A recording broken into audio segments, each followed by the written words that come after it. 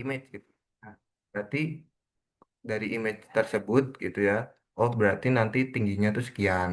Misal fotonya image-nya segini, tingginya sekian gitu. Nah, itu nanti dikategorikan unsupervised, supervised gitu ya, atau yang diberi label gitu. Kalau unsupervised seperti apa? Nah, itu model data yang dia tuh modelnya tidak diberikan label gitu ya. Jadi hanya mengenali pola-pola data. Nah, ini biasanya tuh menggunakan skema seperti pengelompokan gitu.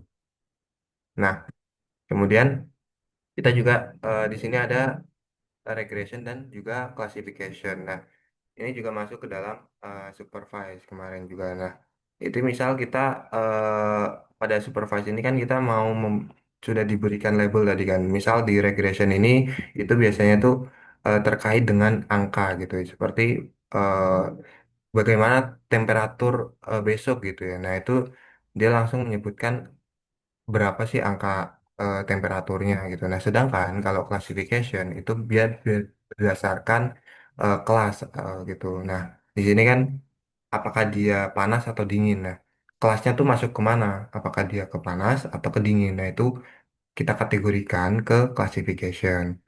Nah, kemudian selanjutnya ada clustering. Clustering itu kemarin dia tuh metode kelas dalam machine learning untuk mengelompokkan data yang tidak di label gitu ya, seperti tadi unsupervised gitu ya. Contohnya ini kita punya beberapa buah gitu ya, kemudian kita gunakan model atau algoritma, kemudian kita lakukan pengelompokan berdasarkan eh, karakteristik dari data tersebut gitu. Nah, selanjutnya juga ini ada eh, dimensionally eh, dimensionality reduction gitu ya, atau reduksi dimensi. Nah, ini itu sebuah metode machine learning juga untuk mengurangi jumlah fitur atau variabel dalam data. Tetapi informasi yang penting itu tidak jadi informasinya yang penting itu masih dipertahankan gitu loh. Nah, tujuannya itu untuk supaya modelnya itu bisa lebih efisien, kemudian lebih cepat diproses dan juga tidak mudah overfitting gitu ya. Seperti ilustrasinya di gambar gitu ya. Ada tiga dimensi, ini kan punya apa ya kemungkinan posisi yang banyak gitu ya. Kemudian kita proyeksikan ke dua dimensi atau ke satu dimensi gitu. Nah, kemudian masuk ke core konsepnya gitu ya. Jadi ada apa namanya? Ada artificial intelligence itu kan dia sebuah lingkaran paling luar gitu ya. Atau bidang yang paling luas lah karena mencakup sistem yang bisa meniru kecerdasan manusia seperti misal pengambilan keputusan atau mengenali pola atau memahami sebuah bahasa gitu ya. Kemudian ada machine learning dan kita masuk ke deep learning sekarang gitu ya. Nah, kalau deep learning ini nantinya itu dia menggunakan jaringan saraf tiruan. Nanti juga kita ada untuk membahas terkait gimana sih masuknya gitu, maksudnya saraf tiruan itu seperti apa gitu. Nah, kemudian nanti juga ada generatif AI sampai dengan large language model gitu ya. Nah, kemudian tadi ya apa jadi yang pertama tadi kan lapisan terluarnya itu ada artificial intelligence. Ini tuh sebagai payung besarnya gitu, seperti definisinya AI itu adalah teknik eh, mesinnya gitu ya, atau komputer yang bisa meniru kan tadi, meniru kecerdasan manusia. Nah, kemudian eh, turun lagi ke machine learning. Nah, machine learning itu juga sebuah teknik yang dia mempelajari sebuah pola data gitu ya, untuk memprediksi sebuah data gitu kan. Kemudian ada deep learning juga. Nah, kalau deep learning ini dia seperti dia mengekstrak pola-polanya seperti ini. Ini kan dia ada sebuah image gitu ya. Nah, ini kan kita nggak tahu gitu kan, sebuah komputer kan nggak tahu ini seperti apa gitu kan ya. Nanti diilustrasikan itu seperti arsitekturnya seperti saraf neuron. Jadi nanti ada input, ada hidden layer dan juga output seperti itu. Nah, kemudian eh, perkembangannya seperti apa sih gitu kan. Nah, di deep learning ini pertama itu ya kita ketahui bahwa sekarang banyak sekali big data gitu ya. Banyak data data data besar gitu yang bisa kita dapatkan kan. Jadi semakin besar datanya juga, ya kita juga melimpah juga kan untuk em, makanan si AI yang tadi kan. Nah, kemudian juga pastinya itu akan berat juga di hardware-nya karena kita juga memerlukan resource, kemudian juga hardware-nya juga nanti kita membutuhkan GPU dan software-nya nanti eh, terdapat peningkatan software gitu ya yang dulunya itu kita susah banget gitu kan untuk em, coding, sekarang kita bisa gunain tools-tools yang canggih gitu ya seperti yang di sini tuh ada TensorFlow dan juga Keras gitu. Nah, ini contoh-contoh pengaplikasiannya itu kita bisa terapkan gitu ya seperti ini yang mungkin pada udah pakai gitu ya, ada Gemini, ada ChatGPT, kemudian Claude gitu ya, ini termasuk juga generatif AI gitu kan. Nah, ini tuh bisa juga untuk teks, gambar, video segala macam. Nah, kemudian juga untuk aplikasinya ada sebuah autonomous vehicle gitu ya, atau kendaraan otonom. Nah, ini juga salah satunya bisa diterapkan di deep learning gitu untuk melihat kendaraan atau melihat rambu gitu ya.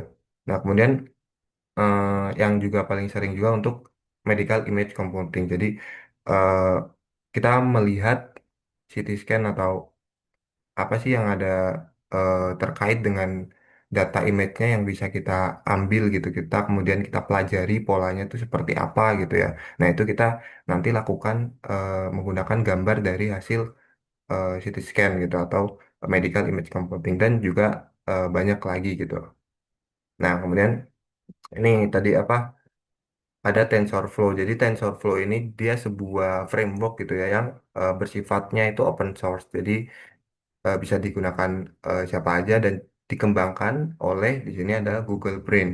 Jadi framework ini tuh banyak digunakan untuk deep learning dan juga bisa untuk kasus-kasus seperti eh, di machine learning atau juga di neural network. Nah, salah satu keunggulan dari TensorFlow ini itu adalah bagaimana kemampuannya itu bisa digunakan di berbagai perangkat gitu ya. Nah, kalau di sini kan kita bisa dari dari CPU kemudian GPU atau TPU gitu. Kalau TPU ini tensor gitu ya, tensor processing unit, gitu. Nah, ini sangat bisa digunakan khususnya juga untuk data flow graph gitu ya, atau komputasi yang dapat dilakukan secara efisien. Nah, kemudian juga fleksibilitasnya dan skalabilitasnya untuk penggunaan TensorFlow ini dalam berbagai aplikasi ya gitu ya untuk pengenalan gambar, pemrosesan NLP gitu bahasa alami atau aplikasi AI lainnya gitu itu bisa untuk digunakan menggunakan TensorFlow. Kemudian ada keras juga. Nah, keras ini juga basisnya juga sebuah API deep learning gitu ya yang bersifat open source. Nah, ini digunakan dengan menggunakan bahasa Python. Nah, keras ini fungsinya untuk apa? Fungsinya untuk antarmuka dari TensorFlow. Jadi dia tuh running dari di atas TensorFlow gitu. Jadi keunggulan keras ini juga dia sintaksnya itu mudah. Jadi banyak yang baru belajar gitu ya, itu khususnya menggunakan keras untuk gimana sih caranya running deep learning menggunakan keras itu seperti apa. Nah, itu bisa. Nah, kemudian juga ada pre-trained model gitu atau model-model yang sudah dibuat sebelumnya gitu ya. Kita bisa gunakan gitu seperti VGG, kemudian ResNet atau MobileNet. Sebenarnya masih banyak lagi gitu ya yang bisa digunakan. Nah, kita bisa menggunakan keras gitu. Nah, kemudian ada juga artificial neural network gitu kan. Nah, ini apa sih gitu kan? Nah, itu biasanya disebut juga deep learning gitu ya. Atau eh, algoritma machine learning yang bisa meniru struktur jaringan saraf otak manusia. Nah, untuk mengolah sebuah sistem informasi. Nah, arsitekturnya secara sederhana itu ada input, kemudian ada hidden layer, kemudian ada output. Nah, jadi Input itu bisa kita bilang itu kayak misal di sebuah dataset gitu ya. Itu kan ada kolom. Nah, itu kolom-kolom tersebut itu bisa dijadikan sebuah input. Kemudian nanti diproses di hidden layer atau lapisan tersembunyi gitu ya. Dan nanti menghasilkan sebuah output.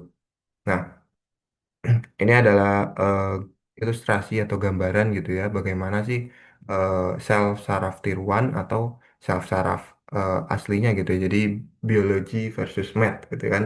Nah, neural network ini itu terinspirasi dari otak manusia. Jadi kalau di sel saraf kan ada dendrit, kemudian ada badan sel, ada akson, kemudian ada terminal akson. Nah, di sel saraf tiruan itu juga sama mekanismenya.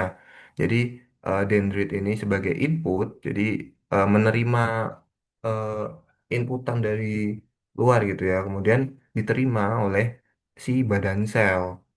Nah, ini kalau di sel saraf tiruan kita sebutnya neuron sel gitu ya. Ini yang berbentuk lingkaran kayak seperti ini tuh namanya neuron sel gitu ya. Nah, kemudian masuk ke akson. Nah, kalau di sel saraf tiruan gitu ya itu ada namanya nanti activation function. Nah, nanti ada beberapa macam gitu yang bisa kita gunakan. Nah, setelah itu, setelah dari akson itu masuk ke terminal akson atau nanti kita sebut sebagai output atau bisa juga hasil prediksi gitu ya dari data yang kita analisis gitu. Nah, kemudian eh, ini sebuah simple artificial neuron gitu ya tadi. Jadi ada input, ada hidden layer dan juga output. Jadi inputnya ada X1, X2, X3 gitu ya. Kemudian outputnya. Nah, di sini itu uh, will I be cooking at home gitu ya. Nah, kemudian ada inputan X1, X2 gitu ya. Nah, masing-masing inputan ini kan merepresentasikan sebuah kondisi gitu kan. Sebagai contoh ini kan kita gunakan kasus tadi ya. Maka saya akan memasak di rumah hari ini gitu. Nah, X1 menunjukkan bahwa apakah saya memiliki bahan masakan gitu ya dan lain sebagainya. Nah, kemudian nanti akan diproses oleh hidden layer. Nah, di di sini kita akan setiap input itu akan dipertimbangkan untuk menghasilkan sebuah keputusan. Nah, nanti di output. Nah, ini nanti coba dilihat di sini. Ini jadi eh, kalau ini adalah sebuah arsitektur yang dia tanpa bobot gitu. Jadi benar-benar real nilai dari inputannya. Jadi di bisa dibilang setara lah gitu. Jadi tidak ada pembobotan di antara apa namanya inputan. Nah, sebagai contoh di sini kan eh, sebagai input satu gitu ya dia punya dia punya ingredients gitu ya jadi kita kasih satu gitu ya kemudian di inputan kedua dia bernilai nol. Nah berarti di sini juga nol karena nggak ada pembobotan lagi kan. Nah kemudian eh, di inputan ketiga dia punya waktu untuk memasak gitu. Nah kita masukkan satu. Nah berarti kalau kita jumlahkan gitu ya karena nggak ada pembobotan kan jadi kita jumlahkan hasilnya itu adalah dua. Nah, sedangkan threshold dari hidden layer atau neuron ini adalah satu. Jadi eh, masih lebih besar hasilnya, kemudian nanti hasilnya itu menjadi satu. Nah, ini juga bisa dipakai di klasifikasi gitu ya, atau yang yes no atau satu atau nol gitu ya, biner gitu kan. Nah, kemudian kalau kita tambahkan bobot itu seperti apa gitu. Nah, kalau kita tambahkan bobot di inputannya, itu itu menunjukkan seberapa penting sih inputan tersebut gitu ya. Atau eh, ya dari dari inputan tersebut nanti kita bisa eh, melakukan pengambilan keputusan. Nah, ini contohnya tadi kan masih sama nih. Jadi apakah saya akan memasak di rumah gitu ya. Jadi kalau di sini itu inputan pertamanya itu dia merepresentasikan ketersediaan bahan. Jadi kita kasih bobot nih, kita kasih bobot 2, kemudian nanti inputan keduanya kita kasih bobot 6, kemudian inputan ketiganya kita kasih bobot 1. Nah, tapi kan tadi kita tahu ya bahwa hasil inputannya itu adalah 101. Nah, kalau kita kalikan, kemudian nanti kita jumlahkan gitu ya, itu kita dapat 3. Nah, itu kan masih lebih besar daripada threshold yang ditentukan kan. Berarti nanti akan inputannya 1. Atau ya, eh, berarti keputusannya saya akan memasak gitu ya di rumah. Nah, ini masuk ke activation function. Nah, di mana jadi tadi kan kita ada input, hidden layer, kemudian ada output gitu ya. Nah, activation function ini itu bekerja di bagian hidden layer atau lapisan tersembunyi. Jadi di bagian eh, tengah gini ya. Mana tadi yang Nah, activation function bentar yang hidden layer. Jadi setelah input kemudian nanti masuk ke hidden layer yang nanti akan diproses dengan menggunakan activation function tadi gitu.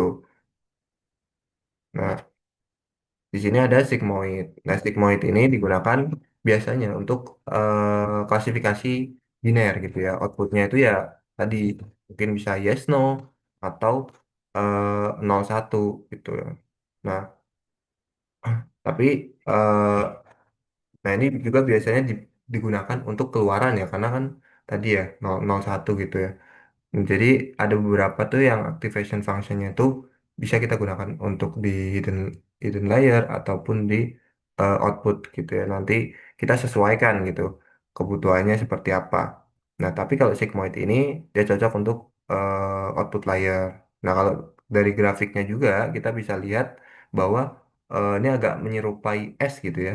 Ketika inputannya itu sangat kecil, itu outputnya itu mendekati nol. Nah, sebaliknya, kalau inputannya sangat besar, itu dia mendekati 1. Nah, kemudian ada activation function tanh atau tanha gitu ya, tangan eh, hyperbolik gitu ya. Nah, secara eh, secara itu tang tang head ini itu adalah eh, dia rentangnya itu kalau tadi kan 0 dan 1 atau yes or no ya kalau untuk sigmoid. Nah, untuk Tanha ini itu dia rentangnya min 1 atau yang satu. Nah, ini kan, ini min 1 hingga 1. Nah, outputnya itu dia berpusat ke nol. Nah, tan ini tuh bekerjanya tuh sebenarnya lebih baik daripada sigmoid gitu ya untuk hidden layer. Nah, tapi jaringan sarafnya itu relatif kecil itu mungkin bisa digunakan di eh, arsitektur layer yang cenderung sederhana gitu ya. Nah, jadi kalau misal nilainya itu dia pada daerah yang dikategorikan mungkin ekstrim gitu ya, nah itu gradiennya itu menjadi sangat kecil atau prosesnya jadi sangat lambat gitu untuk menggunakan Tanhedge ini. Nah, kemudian ada ReLU. Nah, ReLU ini dia sebenarnya bisa digunakan untuk biasanya digunakan untuk hidden layer gitu ya khususnya karena si relu ini dia nilainya itu inputannya negatif outputnya itu nol. Nah, kalau misal jika positif outputnya itu sama dengan nilai input gitu. Jadi seperti di grafiknya gitu ya. Juga si relu ini dia best gitu loh untuk hidden layer gitu terbaik lah gitu kan karena dia cepat kemudian dia avoid finishing gradient itu si si model itu dia biar nggak berhenti di tengah jalan gitu ya. Nah, kemudian eh, kita bisa menggunakan ReLU ini untuk nantinya untuk di hidden layer. Nah, kemudian ada general rule-nya gitu. Kalau misal kita menggunakan rel U tadi, itu untuk hidden layer tuh bisa untuk digunakan di hidden layer gitu loh kebanyakan. Jadi, kalau misal kalian mau pakai di hidden layer gitu ya, khususnya itu bisa menggunakan rel ini. Kemudian kalau misal untuk sigmoid dan tangan tadi itu lebih cocok kalau misal tangan ini untuk jaringan yang kecil gitu ya. Kalau sigmoid ini untuk probabilitas output gitu ya. Tadi kan kalau misal klasifikasi eh, kita menggunakan klasifikasi biner gitu ya, yes or no atau satu nol gitu ya, itu lebih bagusnya menggunakan sigmoid gitu. Nah, kemudian eh challenge-nya tuh apa aja sih di deep learning gitu ya. Nah, khususnya ini datanya itu kebutuhan datanya besar. Terkadang besar karena apalagi kalau kita untuk pemrosesan gambar dan lain sebagainya ya untuk deep learning itu membutuhkan waktu yang eh, sangat besar gitu ya. Kalau misal ukuran datanya itu juga besar gitu ya untuk bisa modelnya itu belajar dengan baik gitu loh. Jadi em, kalau misal mau kualitasnya tinggi ya pastinya datanya juga sangat lama gitu nantinya. Nah, tadi juga high computational cost gitu ya karena ya kita agak susah untuk misal kita nggak punya GPU atau tadi ya TPU gitu atau nggak punya VGA gitu ya itu agak berat untuk pemrosesannya deep learning gitu ya karena membutuhkan waktu yang sangat lama gitu ya. Nah ini juga sejalan gitu juga sama dengan kompleks gitu loh hyperparameter tuningnya karena sebenarnya yang agak itu tuh dari segi waktu. Jadi kalau misal kita melakukan training ya, kemudian kita ada kekurangan gitu ya di waktu pas pemodelan hasil prediksinya, kita kan harus melakukan pengulangan ulang gitu ya. Nah itu kan membutuhkan waktu lagi. Nah sebenarnya eh, yang agak challenge itu juga di waktunya juga. Kita harus eh, menunggu untuk bisa menghasilkan hasil prediksi lagi. Nah, kemudian juga sebenarnya ada lagi kayak resiko overfitting atau underfitting gitu ya dari deep learning gitu. Nah, itu bisa. Kemudian bisa juga dari sensitif datanya itu dia bias gitu loh. Mungkin itu. Oke, mungkin eh, itu aja dari materinya. Mungkin kita langsung aja hands on. Tapi sebelumnya mungkin ada yang mau ditanyakan terlebih dahulu apa langsung aja. Mungkin bentar. Datasetnya aku kirim aja di kolom komentar.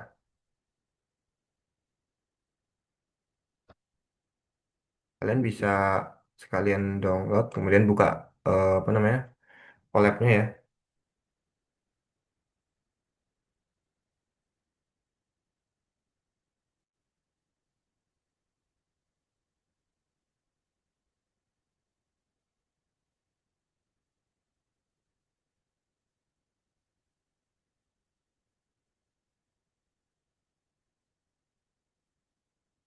Aku kasih waktu mungkin 15 detik lah atau 20 detik untuk kalian download kemudian buka collab-nya.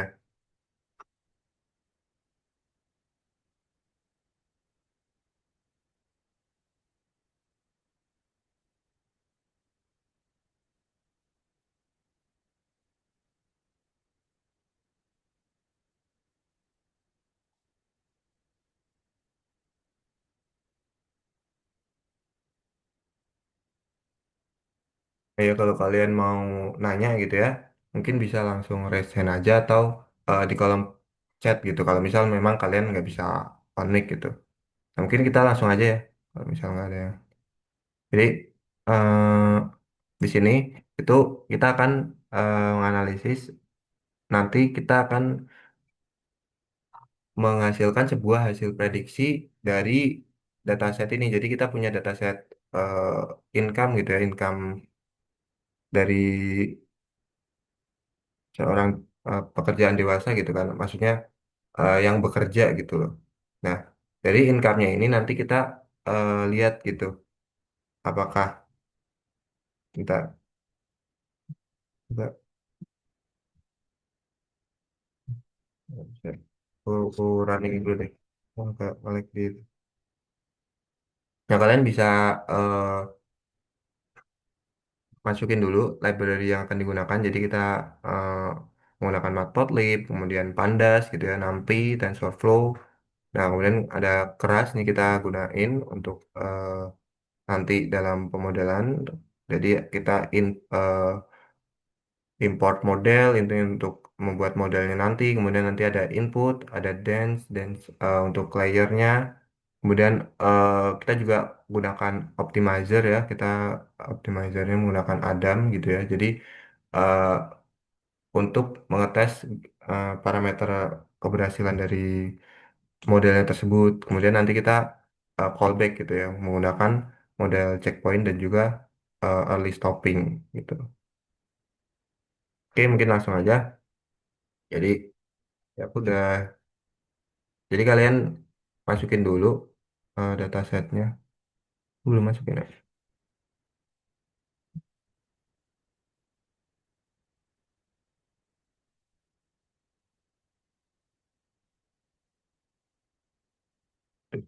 Bentar.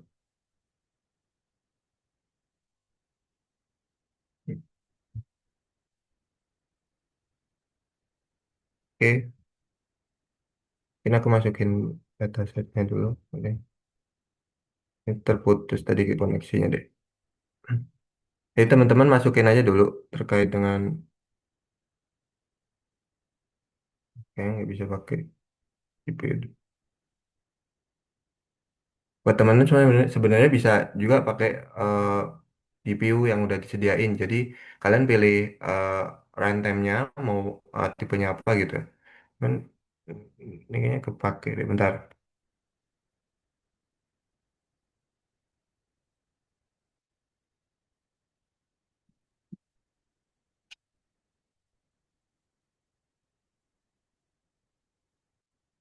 Nah, bisa.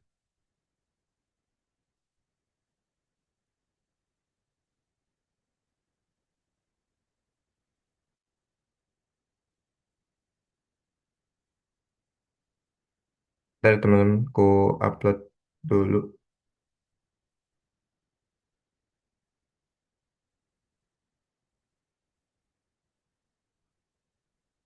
Nah, kalau udah diupload, kita baca datanya terlebih dahulu gitu ya. Kita buat variabel dataset.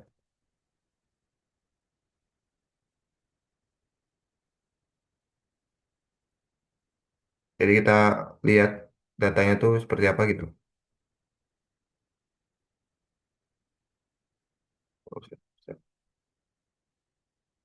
Kemudian kita bisa lihat 5 data pertama ya.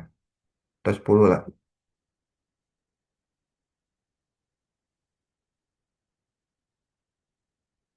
Oh, sorry. Belum di run.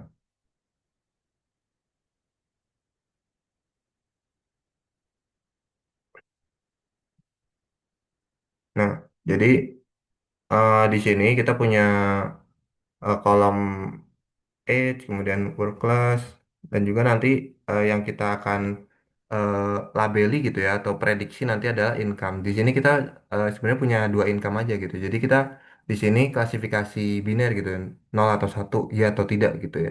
Kalau di sini kan lebih dari 50 atau kurang dari sama dengan 50 gitu kan. Nah, nanti kita coba untuk membuat hasil prediksi dari kolom-kolom ini gitu ya, menggunakan eh, tadi kita menggunakan neural network gitu untuk membuat layer-layernya tadi. Nah, kemudian kita lihat di sini bahwa datasetnya itu banyak juga yang dia tuh ada tanda tanya seperti ini gitu loh. Nah, ini kan kalau misal kita eh, cari tahu dari missing value gitu kan nggak terdeteksi teman-teman. Jadi eh, kalau misal kita lihat di sini, oh ini ada lumayan banyak nih tanda tanya gitu ya. Kita langsung aja untuk kita bisa drop selain dari apa namanya yang tanda tanya tersebut gitu. Nah, kita bisa eh,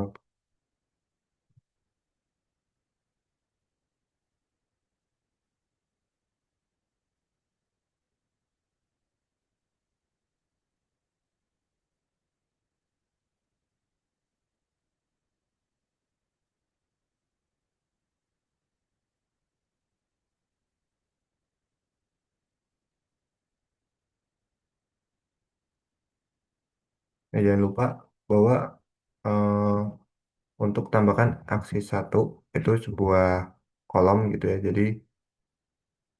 Biar jadi setiap kolom yang ada di apa namanya ada tanda tanyanya gitu ya. Kita apa namanya ganti. Jadi kita replace di sini atau kita di reset gitu ya.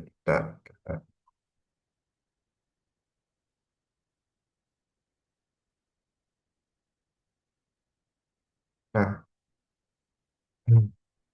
Nah di sini jadi kita gunain aksi satu, kemudian apa sih yang mau kita eh, drop gitu ya. Nah, kita kan mau ngedrop sih tanda tanya tadi ya. Jadi kan ada beberapa tanda tanya kan.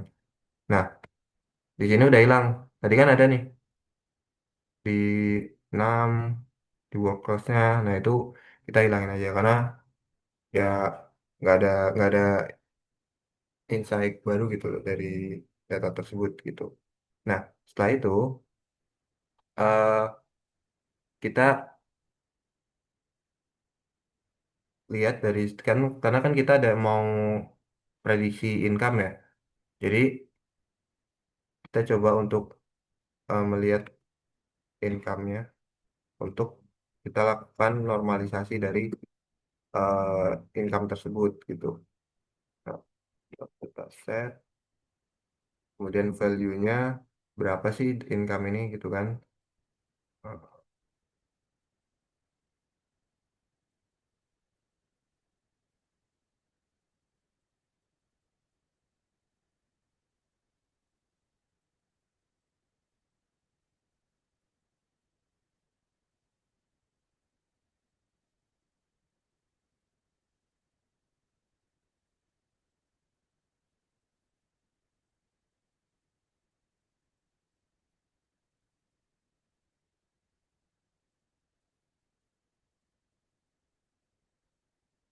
Nah, di sini kita lihat bahwa total value count-nya gitu ya, setelah kita normalisasi itu berkisar antara 70-20 gitu loh.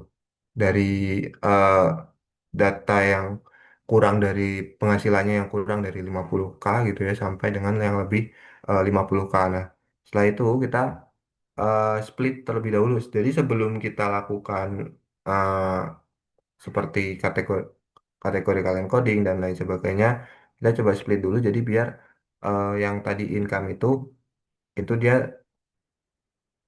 tersendiri gitu loh. Jadi nggak ikut kena itu. Bentar. Data set, kemudian kita drop untuk income-nya ya. Jadi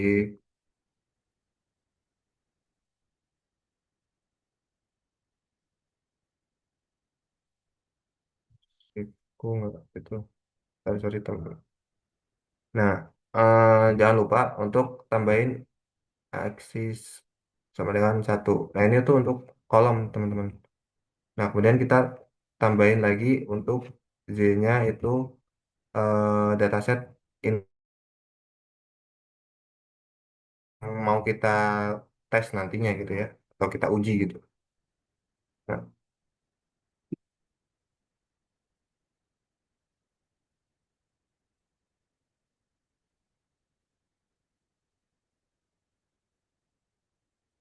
nah, kadang juga kalau pakai Google Colab gitu karena menggunakan internet dan resource mereka gitu, ya kita kadang harus menunggu gitu. Cuman kalau misal kita pakai Visual Studio Code gitu ya, itu kan sangat kadang membebankan laptop kita sendiri gitu loh. Kalau misal resource-nya itu berat. Nah, kita udah bagi nih. Jadi X untuk data selain J-nya itu cuman income. Nah, kemudian kita lakukan extracting untuk apa namanya kategorikal kolomnya tadi. Jadi karena di sini kan dia banyak banget apa namanya kate- kolom kategori gitu. Jadi kita kan sebuah sebuah mesinnya kan kemarin kita bahas dia nggak bisa baca kategori atau objek gitu kan. Nah, kita ubah dulu kita ubah ke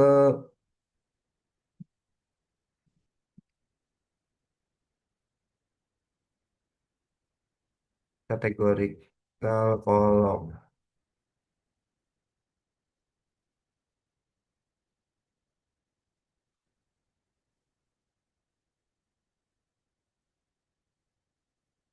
Kita pilih X-nya tadi, X-nya kan dia selain income ya. Jadi kita ubah dulu X-nya, kita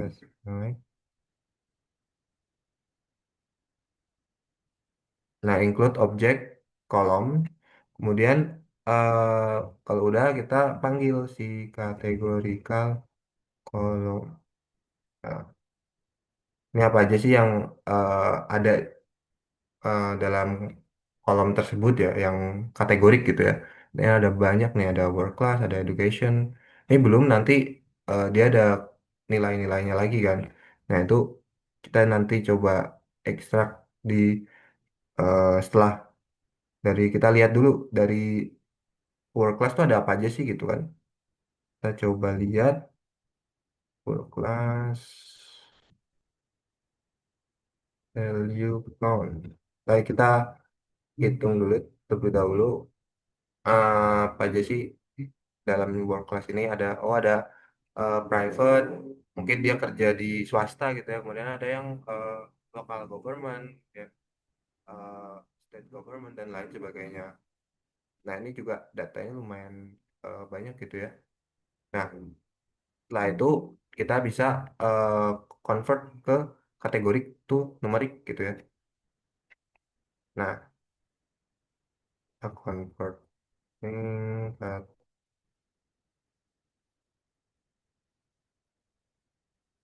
numerik. Nah kita definisiin X tadi kan karena kita eh definisinya kan X terlebih dulu ya untuk kita ubah ke numerik gitu ya. Nah kita bisa pakai pandas, kami kita panggil X-nya, kemudian apa namanya kolom. Nah tadi kan kita udah apa buat sebuah,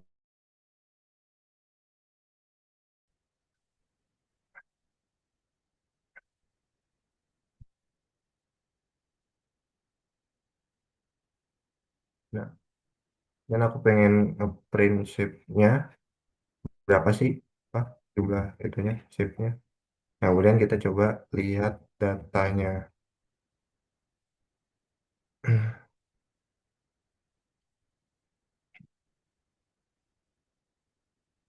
Jadi bentar. Nah di sini kita telah diekstrak yang awalnya kita tuh eh, punya berapa tuh di tuh cuma 15 kolom ya.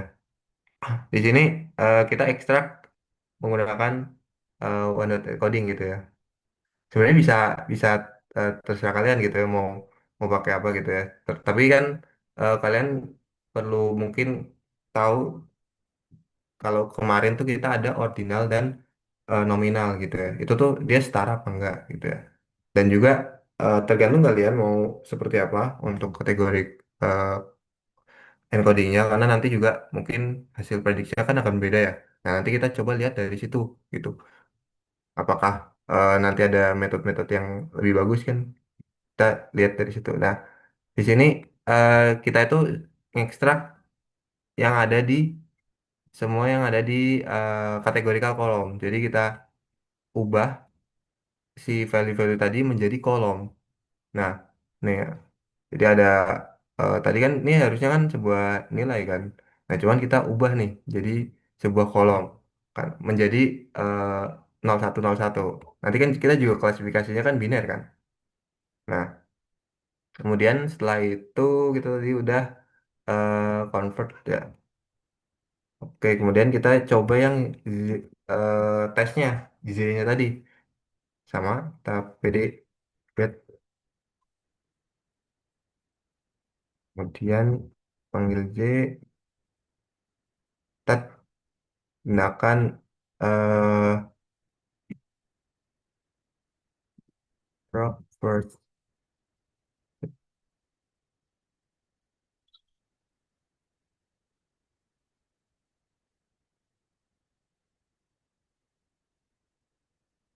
dan kita panggil si j-nya. Nah, oh iya, yang atas nggak pakai drop first row ya. Nah, kalau misal kita pakai drop first ini, itu dia jadi lebih minimalis sih sebenarnya, tapi jadi lebih sederhana. Jadi tergantung kalian sih. Kalau misal eh, ini kan jadinya cuman ada output lebih dari 50 gitu. Jadi berarti kalau logikanya itu kalau misal dia ini nol, lebih dari 50-nya nol, berarti dia kemana? Ke kurang dari sama dengan 50 tadi gitu. Jadi cuman dibikin satu, 0101, berarti kalau misal enggak dari lebih dari 50 berarti punyanya si apa namanya? Kurang dari 50 gitu. Seperti itu. Nah, kemudian kita coba kita lihat deh data shape-nya itu berapa dia. Nah, di sini kita punya kolomnya untuk gain itu satu dan kolom itunya 104 gitu ya.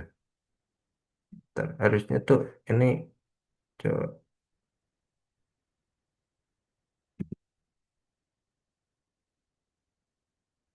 udah itu udah nggak apa-apa deh.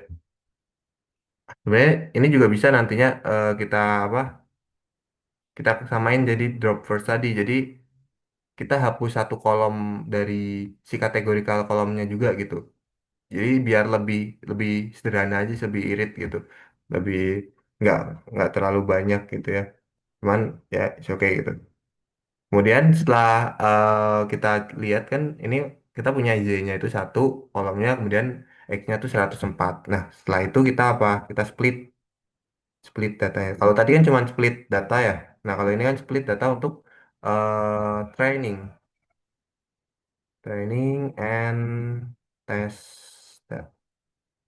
Nah, jadi kita kayak kemarin aja. Nah, kita X-train, X-test, Y-train, Y-test, kemudian panggil eh train test splitnya, dan kita panggil lagi si X, J, kemudian mau tag size-nya berapa.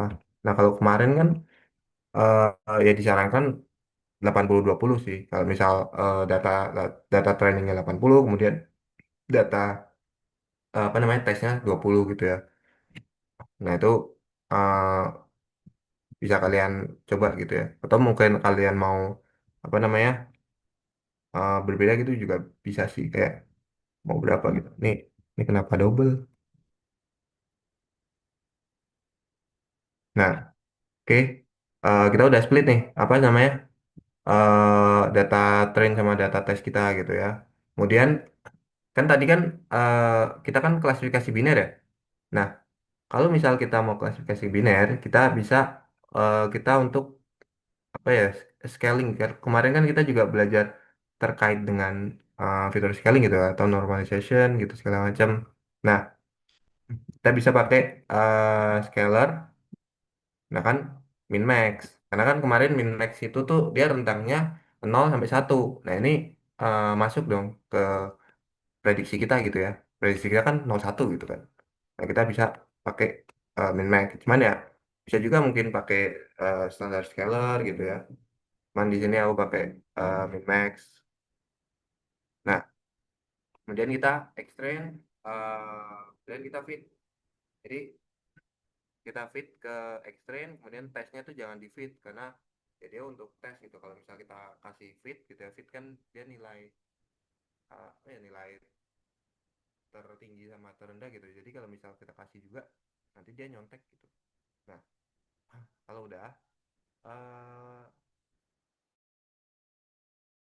oke udah, kemudian kita aja. Nah, jadi ini tuh juga kita rentangnya tuh biar sama gitu, karena tadi kan di sini kan ini sangat jauh gitu. Misal kita bandingkan kolom umur sama apa ya, ya di ini apa capital gain gitu ya. Kalau misal capital gainnya ini 7.000 sekian gitu ya, kemudian kita bandingkan dengan umur, itu kan nanti si model mengira bahwa oh ini lebih besar gitu daripada bobotnya tuh lebih besar gitu daripada umur. Padahal sama aja kan. Nah, kita kita scaling menggunakan min max biar ya sama gitu. Kita tarik ke 0 sampai 1 tuh. Nah, kemudian apa nih? Oh iya, suaranya kecil. Halo, halo. Ada nggak?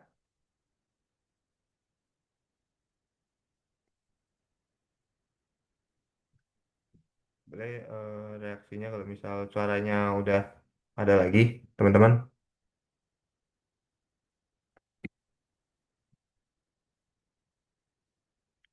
Oke, oke, makasih konfirmasinya. Oke, kita lanjut ya. Ini kalau misal teman-teman ada yang mau nanya, tanya aja langsung nggak apa-apa. Kayak misal eh, kenapa gitu ya, kok bisa gitu, atau mungkin mau di keep dulu, nanti di komen, boleh di komen dulu gitu ya. Nah, kita lanjut aja. Kalau misal mau itu langsung resen juga apa-apa. Kita sampai mana tadi? Oh, kita udah nge-scalar gitu ya. Nah, kemudian kita kita kita create kita create apa namanya model. Nah, ini agak lumayan panjang ya. Mungkin aku copy aja deh biar itu. Nanti juga kalian bisa pelajari ya terkait dengan sebenarnya. Nah, kodenya simpel gitu ya. Jadi kita bikin sebuah input gitu ya. Inputnya kan dari tadi ya, dari kolom-kolom yang udah eh, ada gitu ya di dalam. Nah, kemudian kita masukin nih dance-nya, layer-layernya. Tadi kan aku bilang ada neuron ya di bentar. Nih. Nah, di sini ini kan ada hidden, ada input. Tadi kan input kita masukin. Kemudian hiddennya itu eh ini kita masukin juga nih, ada 128. Itu neuronnya, teman-teman. Terus 64, 32 gitu. Nah, berarti kalau misal di sini kita kita analogikan gitu ya. Itu tuh kayak eh, dia ada satu, ini kan neuron aku bilang yang lingkaran-lingkaran ini.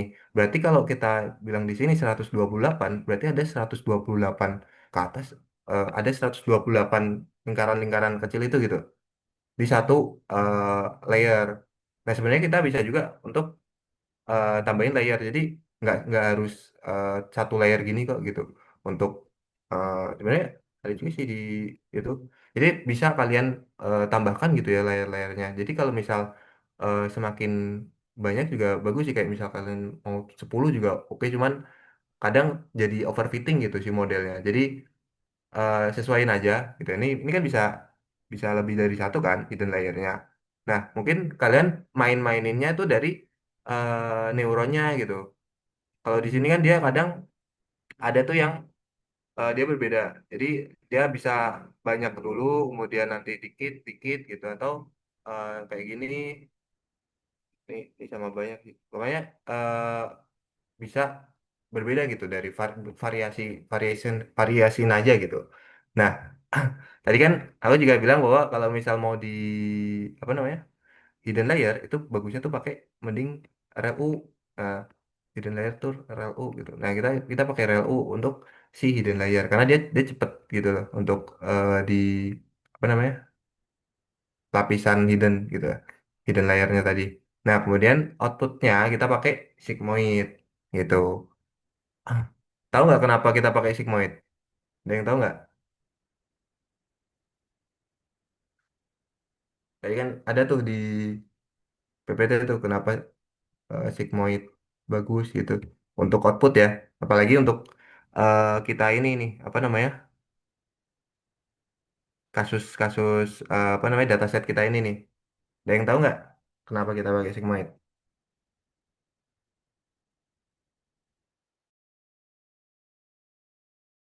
Ini sebenarnya di sini sih kayak eh, karena kan kita klasifikasi ya tadi ya, klasifikasi biner gitu, yes or no atau eh, 0 atau satu, kalau atau dia tuh lebih lebih besar atau lebih kecil sih dari 50K gitu.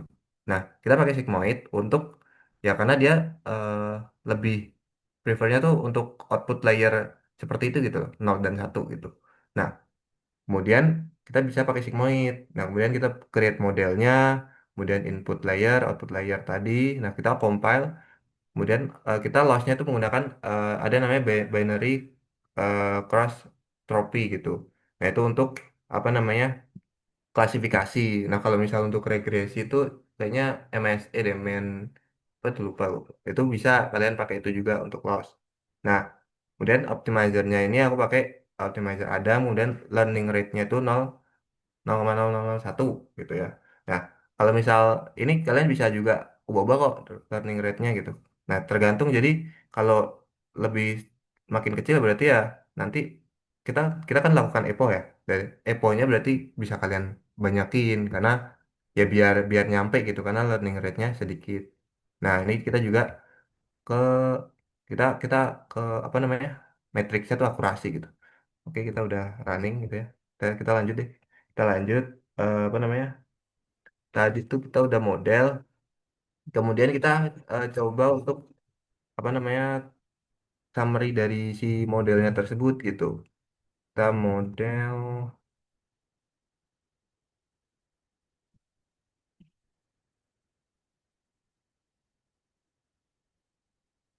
ini untuk ngelihat aja sih sebenarnya. Nggak yang terlalu itu juga. Kayak kita kita tadi eh, gimana sih itunya. Nah, ini kan kita punya input layer, kemudian nah, kalau misalnya di sini aku pakainya dia ke 128, kemudian 64, ke 32, 1 gitu ya. Nah, kalian nanti bisa coba, kalian coba-coba aja gitu. Karena ya kalau misal input layernya itu trial and error gitu loh. Nah, rumusnya itu sebenarnya tadi di yang di mana sih tadi ya di apa sih ini. Nah, dia bobot dikali sama apa namanya input. Jadi mana tadi? Nah, si bobotnya itu kan kita punya 100 eh, shape-nya tuh 104. Kemudian nanti dikali sama si inputnya itu. Kemudian ditambah bias. Bias itu sebenarnya ya neuronnya tersebut gitu loh. Jadi si tadi punya berapa sih? 104. Nah, 104 ini itu di dikaliin sama si neuronnya tersebut. Nah, itu sebenarnya untuk summary aja sih. Nah, kemudian kita coba untuk ini aku eh, langsung aja untuk masukin itunya. Karena sebenarnya yang agak nggak tahu ya ini lama apa nggak untuk ngetrainingnya. Kita coba langsung run aja. Nah, di sini kita training model. Tadi ya kita pakai early stop atau early stopping itu ya. Itu untuk menghentikan apa namanya si train modelnya itu kalau misal memang dia itu trainnya itu udah agak jelek gitu loh. Jadi kita kasih toleransi ke sampai 5 kali gitu. Ini apa nih jaringannya? Kadang tergantung jaringan juga sih teman-teman. Atau ya dari itunya. Mungkin kita tunggu aja deh. Kadang, nah kita tuh tunggu dari dia akan nge-epo. Kalau di sini aku kasih 100 teman-teman. Jadi dia akan terus belajar gitu ya sampai 100. Cuman aku udah mention di sini kayak kalau udah bagus gitu ya udah eh, kita bisa stop gitu kalau misal udah kita beri peringatan sampai ke 5 kali gitu kalau misal udah ketemu yang eh, terbaik gitu loh. Nah, kemudian kita juga pakai checkpoint. Kalau checkpoint ini sebenarnya kayak ya kalau misal eh, main game gitu ya kalau misal mau di save gitu kan. Nah, itu kan kita save gitu model terbaiknya tuh sampai mana kita save nanti kita bisa pakai gitu. Aku tuh kayak kita kita lamanya tuh kadang nunggu ini sih. Dia aja kadang lama ya. Ini ada 19 detik. Ya, cuman kalau misal kalian perhatiin tuh sebenarnya ini kayak misal akurasi sama loss. Jadi kalau akurasi itu berarti kalau misal semakin epoh itu biasanya semakin tinggi. Nah kalau lossnya itu kalau misal berarti kalau semakin epoh dia semakin turun harusnya. Karena kan ini kan belajar terus ya. Nah ini dia berhenti sampai ke 29. Berarti eh, apa namanya callbackku udah jalan nih early stopnya tadi. Dia udah sampai ke berarti yang bagus tuh 29 aja. Karena Ini ku luasin aja sih kayak 100 gitu. Sebenarnya bisa aja kayak kalian 32, 64 gitu. Tergantung kalian. Kalau misal datanya sedikit sebenarnya 32 sih. Makanya ini kan 30-an kan. 32, 60-an gitu. Nah, kalian coba-coba aja sih kayak eh untuk Apple-nya seperti apa gitu. Nanti kan kelihatan kan apa namanya eh hasilnya kayak prediksinya grafiknya seperti apa nanti bisa. Nah, ini coba kita masukin grafik gitu ya. Aku langsung itu aja teman-teman ya. Soalnya agak lama kalau misal itu nanti nggak cukup untuk jelasin. Nah, kita pakai tadi kan akurasi, kemudian sama apa namanya validation accuracy. Nah, kalau eh, ini itu tuh semakin berdekatan dia semakin bagus. Nah, ini kan agak menjauh gitu ya. Sebenarnya udah gapnya nggak terlalu besar juga sih. Cuman tapi bisa lebih ditingkatin lagi. Nah, sebenarnya yang mau aku mention itu di sini gimana caranya kalian itu untuk ngubah-ngubah tadi si apa arsitekturnya si ini arsitektur input, hidden, output gitu. Nah, jadi kita coba deh untuk kita coba lagi kita nggunain apa namanya layer yang berbeda gitu ya. Tadi kan kita berapa ya tadi? Aku lupa. Bentar. Mana tadi? Nah, ini kan layer ada 3 ya? Satu. Ya, sama output layer satu. Nah, kita coba pakai yang beda nih. Jadi kita bikin lagi sebuah model. Jadi ya, model untuk layarnya kita pakai Relu. Kita tetap pakai Relu. Cuman di sini aku pakai dropout. Nah, dropout ini sebenarnya kalau misal modelnya itu apa ya udah kayak eh, melewati layar itu gitu ya dia tuh dikurangin 30% gitu jadi dia mengurangi overfitting sebenarnya intinya tuh. Nah, kita pakai 128 neuron sama 64. Jadi setelah dia ngelewatin 128 nanti di eh, drop out 30%, nanti di ituin 64, nanti dan 30% dan seterusnya gitu. Ini pakai sync point juga sih masih sama gitu. Nah, kita coba run.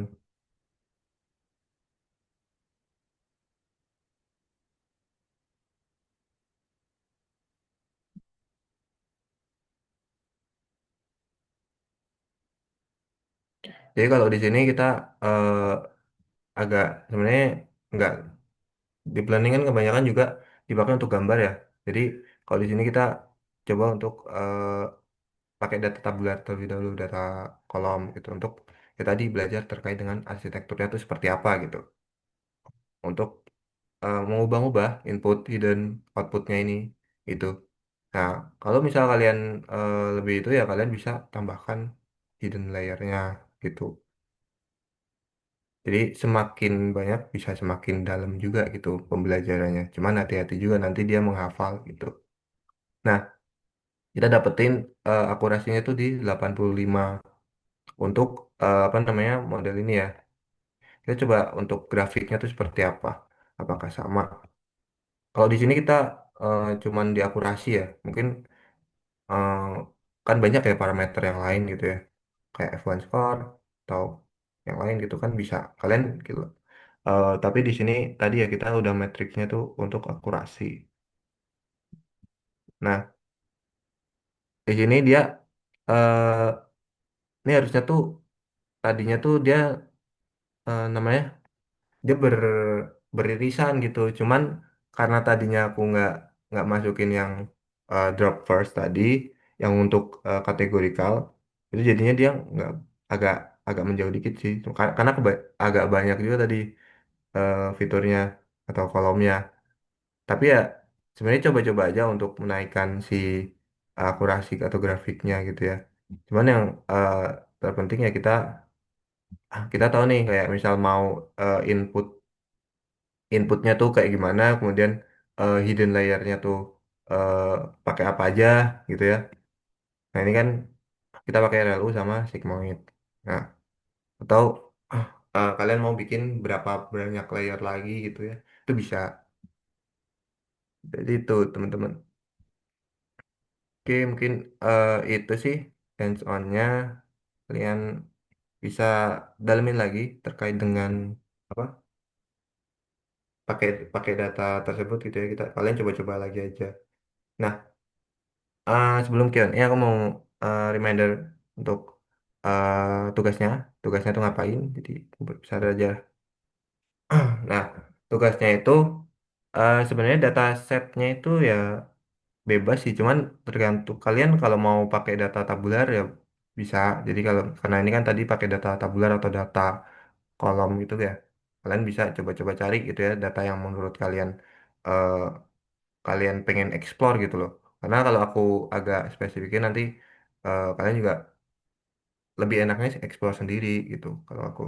Nah, kemudian ini coba kalian variasikan tadi kayak jumlah layernya, kemudian neuronnya berapa, dan learning rate-nya coba kalian ubah tuh. Kemudian optimizernya, kalau misal klasifikasi biasanya Adam sih. Nah, kemudian callback-nya kayak early stopping tadi ya. Itu kan bisa juga kalian ubah-ubah tuh. Apa namanya early stopping-nya tadi? Ini, bentar.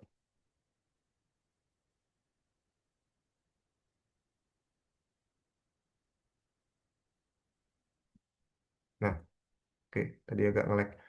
Nah, ini di sini mana tadi early stopping. Nah, di sini kalian bisa ubah-ubah sih. Kayak mau berapa berapa kali apa sih ya warning ya, kayak berapa kali kalian mau diingatkan gitu, kayak ini kan 3 kali, jadi kalau misal udah 3 kali dia stop dari target kita, jadi dia memonitornya kan validation loss-nya gitu ya. Nah kalian coba mungkin mau tambahin jadi 5 kah atau berapa gitu ya. Nah itu bisa kalian gitu. Nah terus tampilkan coba grafiknya seperti apa dan akurasi gitu. Mungkin itu aja. Dari kalian ada yang mau ditanyakan terlebih dahulu nggak untuk ini study group pada kali ini? Boleh yang misal nggak itu di chat juga nggak apa-apa, nggak bisa on apa on mic, it's okay.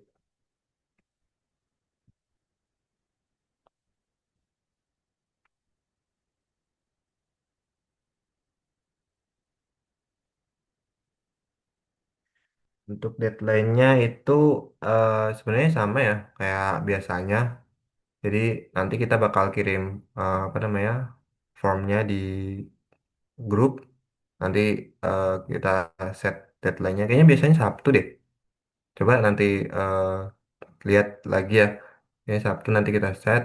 Nah kemudian kalian bisa kirim tuh link Google Colab-nya kayak apa namanya mau seperti apa gitu. Oke, ntar nih ada satu lagi dari Aldo, apa boleh menggunakan dataset yang sama? Sebenarnya enaknya mending kalian coba coba cari lagi deh. Jadi biar kalian tahu gitu kalau misal datasetnya kayak berbeda, hasilnya tuh pastinya kan berbeda juga ya gitu. Jadi kalau kalau tadi kalau misal kalian mau klasifikasi ya kalian coba cari-cari terkait dengan dataset yang klasifikasi juga tuh bisa. Mungkin itu sih. eh Ini tadi ada Miftahul Maulana, boleh raise hand? Mau nanya Kak, Ya boleh. sebenarnya kalau pakai TensorFlow sama eh, keras tadi, itu masih harus di pre-processing lagi nggak datasetnya? Oke. Kayak yang kemarin gitu ya. Bentar, Ya, bentar. Sorry. Ini agak nah, sebenarnya tergantung datasetnya. Kalau misal dataset kamu itu banyak missing value-nya gitu ya dan dia mengganggu eh, proses modeling datanya itu tentunya juga perlu juga. Tapi kalau misal dia sedikit ya biasanya. Kalau misal sedikit gitu dan dia nggak mengganggu, langsung ku drop atau enggak ya paling ku drop sih kalau misal sedikit sih. Tapi kalau misal banyak, kalian bisa pakai imputasi kalau misal untuk missing value dan lain-lain gitu. Paling gitu sih. Apa tadi? Miftahul ya? Jadi kalau toleransinya data yang hilang tuh sebanyak mungkin lebih dari 10 boleh pakai komutasi kan. 10 10 biji apa 10% nih? 10 10% mungkin. Oh, Apa ada toleransi persennya gitu? kalau kalau aku biasanya kayak kalau misalnya 5% gitu, kurang dari 5% bisa aja sih. Kayak misalnya ini kan tadi masih banyak ya datasetnya. Cuman ya eh, bagusnya ya kalau misal dia mengganggu diimputasi. Cuman kalau misal masih banyak datanya kan masih bisa belajar sih mesinnya. Itu masih oke. Karena kalau udah lebih dari itu kayaknya harus harus diimputasi untuk kita menghasilkan nilai untuk si missing value-nya itu, untuk memprediksi nilainya. Oke, terima kasih Itu Kak. sih. Oke. Ini ada lagi. Banyaknya di chat ya. Boleh sebentar. Eh, gimana sih baca? Nih.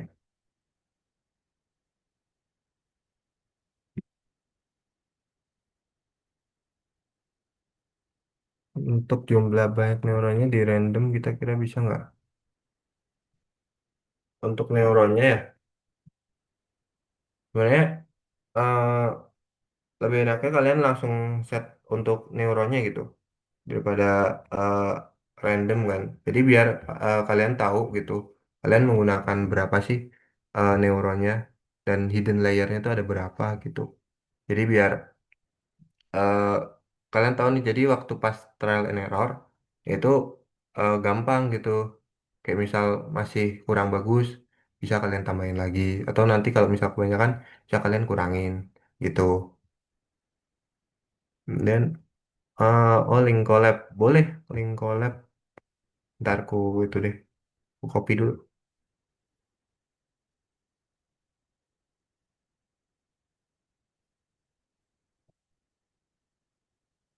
Kirim di sini ya? Bisa nggak? Ini tadi mana Samuel? Optimizernya pakai RMS Pro. Boleh, optimizer. Tadi kan ada banyak ya. Jadi tergantung kalian mau datasetnya terkait apa gitu. Kalau tadi kan kita pakai klasifikasi gitu ya. Mungkin kalian mau yang regresi atau kalian mau yang multi klasifikasi gitu ya. Jadi bukan yang cuman yes or no atau nol dan satu gitu. Kalau misal kayak gitu ada sih namanya kayak softmax function. Itu bisa untuk apa namanya? Dia activation function juga sih untuk biasanya untuk apa namanya? Tadi multi klasifikasi gitu. Kalau tadi kan cuman yes or no kan. Kalau ini kan mungkin kalian punya apa ya? eh, prediksi yang punya label banyak bisa aja tuh. Buat nyari data selama gimana ya, terlalu banyak missing value. Eh, harus cari sih, tapi biasanya aku di Kaggle sih, kayak coba-coba aja, kayak kalian download atau eh, kemudian kalian coba running gitu ya, itu bisa. Cuman kadang juga udah di announce dulu kayak, ya kan kadang ada yang tutorial singkat gitu kan, itu tuh dia ada kayak, oh ini nggak ada missing value, bisa aja. Cuman ya itu pastinya cari-cari aja sih. Kalian juga bisa kayak gunain Kaggle kok untuk kayak Google Colab gitu, untuk run sebentar gitu untuk cek-cek eh, terkait dengan datasetnya seperti apa, visualisasinya gitu. Kalau misal nggak mau download ya, mungkin itu. Ada yang mau ditanyain lagi nggak? Ini jam berapa ya?